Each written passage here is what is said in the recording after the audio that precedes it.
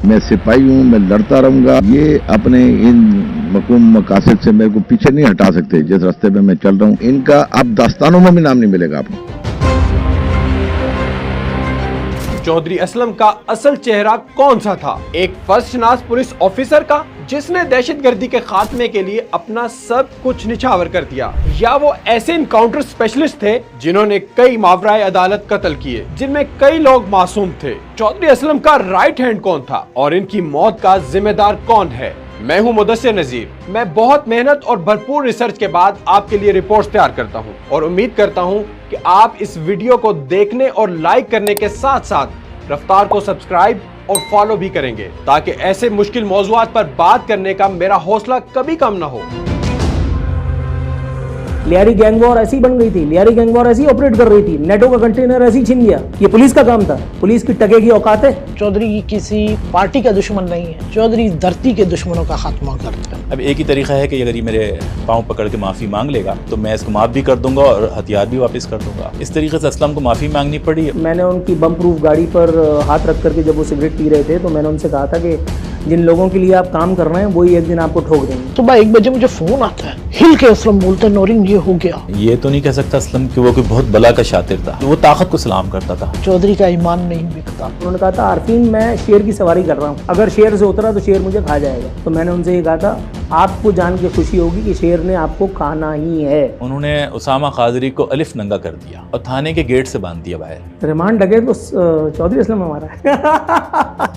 असलम कुछ भी नहीं था, सारा नेटवर्क जावेद का था। एशिया का पहला आदमी बना जिसने 18 करोड़ हेड मनी लीड की। मामू लोग पकड़ते हैं, मामू लोग पकड़ करके फिर तय करते हैं किसको देना है। चौधरी साहब को जो गोलियां लगी हैं, 4 दफा उन पे हमले हुए हैं, तो ये लोग दिए हुए। चौधरी असलम एक किरदार है जो उस डंडे को बेसिकली डिस्क्राइब कर रहा है जो स्टेट ने उठाया हुआ है। बोलो आ जाओ ना मैदान में, मैं तो बैठी हूँ, कहानियां तो बहुत है मेरे पास। चौधरी असलम 1964 में जिला मानसहरा की तहसील डुडियाल में पैदा हुए और 31 अक्टूबर 1984 में वो सिंध रिजर्व पुलिस के ईगल स्क्वाड में एएसआई भर्ती हुए। कुछ ही अरसा के बाद वो कराची की रेगुलर पुलिस फोर्स का हिस्सा बन गए। चौधरी असलम हीरो थे या विलन, ये फैसला तो आप रिपोर्ट देखने के बाद करेंगे, मगर मैं एक बात जरूर जानता हूँ कि वो जात पात खानदान के लिहाज से चौधरी तो हरगिज नहीं थे। कराची ऑपरेशन के मारूफ किरदार चौधरी असलम जो है वो मशहूर तो इसी नाम से थे चौधरी असलम के, लेकिन उनका असल नाम जो था मोहम्मद असलम खान था। जब मेरे इनसे कनेक्शन हुए, ताल्लुकात बने, तो बहुत अच्छी फिर हमारी फ्रेंडशिप हो गई।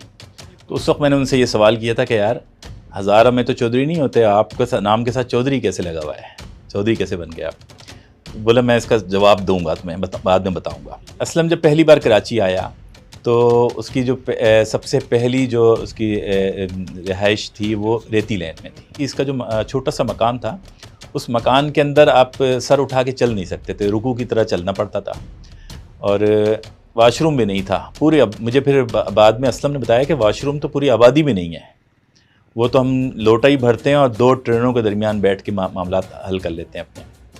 तो असलम ये जो वहाँ पर जो हफ्ते में कोई दिन, 15 दिन में जो भी असलम की मसरूफियात के हिसाब से कोई दिन तयन होता था, और उस दिन असलम बैठ के इलाक़े के आबादियों के जो भी झगड़े मसाइल चीज़ें तो उसका सलूशन निकालता था। तो इस वजह से उसको वहाँ के सारे लोग जो है ना चौधरी कहते थे। इस तरीके से इसके नाम के साथ ये एक लाज़मी बन गया और चौधरी असलम को ख़ुद भी अच्छा लगने लगा। तो चौधरी असलम के नाम से फिर आहिस्ता आहिस्ता पूरी कराची में और फिर पूरे पाकिस्तान में मशहूर हो गया वो। चौधरी असलम जब ऐसे जो गुलबहार बनकर आए, तो जब इन्होंने पहला ऑपरेशन 94 में लीड किया, उस वक्त ये चौधरी बन गए। लोगों ने इनकी डील डॉल से ये समझा कि ये चौधरी हैं, रियल में वो पठान है। इन्होंने शेर के मुंह में हाथ डाला है, इनकी नस्लें भी याद रखेंगी। चौधरी असलम को आपने मीडिया पर हमेशा दबंग अल्फाज में ललकारते देखा होगा, मगर शायद आप ये बात नहीं जानते कि हमेशा सफेद शलवार कमीज में मलबूस और हाथ में पिस्टल थामे छाती तान कर चलने वाले शख्स के सीने में एक दिल भी धड़कता था। ये रिश्ता मुझे पसंद नहीं था शुरू से। मैं पुलिस को पसंद नहीं करती थी क्योंकि बोला करेक्टर या टाइम नहीं देते, जो भी चीजें जो माइंड है वो नहीं माना जाता था उस वक्त। तो मैं थोड़ा सा, मेरा लाइफ स्टाइल का तरीका अलग था। चौधरी असलम बिल्कुल सिंपल, और बड़े भी मुझसे सब होते। मैं अपनी माँ से कहती हूँ अम्मी मुझे ना गधा गाड़ी वाले से शादी करा देना, इस बंदे से ना कराओ, इससे मुझे नहीं करनी, मुझे पसंद नहीं है, इसकी आदतें नहीं अच्छी लगती मुझे, ये अजीब सा भरम में रहता है। मेरी अम्मी कहती हैं कि आपको मेरी लाश से गुजरना होगा। आखिरी झटका 4 महीने के बाद मुझे मेरी माँ दुपट्टा फैलाती है जमीन। मैंने कहा अम्मी क्या गुनाहगार कर रही हो। असलम सामने ऐसे चौखट में खड़े देख रहे, उसकी आखिरी उम्मीद ये थी कि रिश्ता नहीं होगा, क्योंकि पसंद उसकी थी, मैं नहीं करती थी। जो बात है ये सबको पता है, मेरी फैमिली को भी। जब मेरी माँ ने एक आंसू गिरता है तो मैंने कहा जाओ, ये बेटी जिंदगी नहीं जिएगी तुम्हारी, कुर्बानी होगी इसकी। तो कुर्बानी हुई है और शादी हो जाती है। बहरहाल शादी होने के बाद काफ़ी स्ट्रगल है इस लाइफ में कि मैं ससुराल की दुआ गो, सास की दुआ गो। ये जो मॉडर्न दौर बना, हम दिखते ज़रूर हैं, हमने वो काम किए जो माइयाँ नुकरानियाँ करती हैं घर में। सारे काम ससुराल के अपने हाथों से गाड़ियों तक धोकर चौधरी की मैं खुद खड़ी करती थी। बहरहाल मेरी माँ ने एक ये लफ्ज़ कहा, ये शादी, ये जोड़ी, बोला मैंने किसी से पता किया। मैंने कहा आपको भी जन्म कुंडली खोलने का बड़ा अरमान है क्या? वाकई तकलीफें तो करोड़ों हैं इसमें, पर फख्र मेरा चौधरी है। माना है कि करोड़ बार मिले तो चौधरी असलम मिले, मर्द। 1992 का वो दौर जब कराची में हर तरफ खौफ और दहशत का राज था। इन हालात में चौधरी असलम को सबसे खतरनाक थाने गुलबहार में बतौर SHO तैनात किया गया। यहाँ से शुरू होता है चौधरी असलम की जिंदगी का वो सफर जिसने कई कहानियों को जन्म दिया। हैरत की बात यह है कि चौधरी असलम से मुतालिक उनके करीब और दूर रहने वालों की राय एक जैसी नहीं। असलम को जो शोहरत मिली वो गुलबहार थाने से मिली, SHO गुलबहार की हैसियत से। कि जब MQM के खिलाफ ऑपरेशन शुरू हो चुका था और असलम ने अपने ये मावरा अदालत कत्ल के मामलात हुए, गिरफ्तारियाँ, छापे, सारी चीज़ें थी जिसने असलम को शोहरत मिली। इन्होंने रेड की थी चौधरी साहब ने किसी घर पे, तो उम्मत अखबार में आता था कि इनके खिलाफ केस किया जाए, तो वो डे बाय डे आता था, रोज़ आता था। आज 7 दिन हो गए, आज 8 दिन हो गए, आज 50 दिन हो गए, आज 100 दिन हो गए। तो रोज़ाना जब आपकी तस्वीर अखबार में आना शुरू हो जाएगी तो फिर आप ज़ाहिर है वेल नोन हो जाएंगे, लोग पहचानने यार ये कौन पुलिस वाला है, रोज़ अखबार में आता है, रोज़ अखबार में आता है। तो वहाँ से शोहरत इनकी जो है, मेरे हिसाब से वहाँ से शुरू हुई थी इनकी शोहरत। कराची की सूरत इस कदर बिगड़ चुकी थी कि न सिर्फ MQM बल्कि मुख्तलिफ मजहबी, लिसानी, फिरकावाराना ग्रुपों ने भी सिर्फ गोली से बात करना शुरू कर दी। इन हालात पर काबू पाने के लिए यह फैसला किया गया कि शहर भर में ऑपरेशन क्लीन अप किया जाए।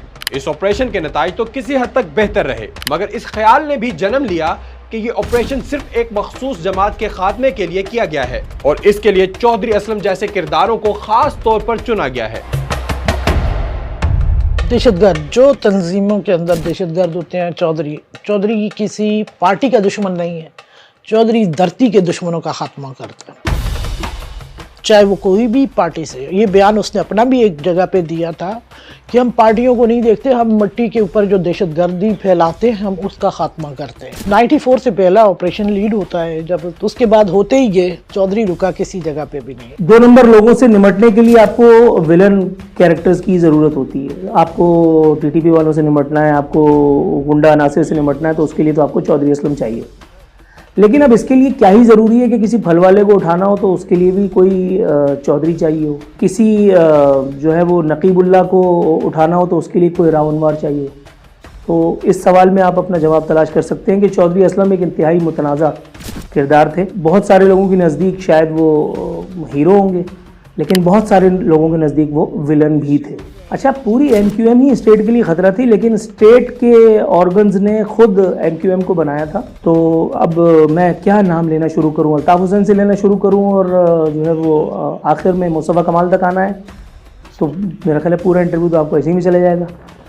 रह गई बात ये कि ऑपरेशन क्लीनअप में किस हद तक कामयाब हुए। ऑपरेशन फिल्मों में दिखाया जाता है कि ऑपरेशन का मकसद होता है क्रिमिनल एलिमेंट्स को एलिमिनेट करना।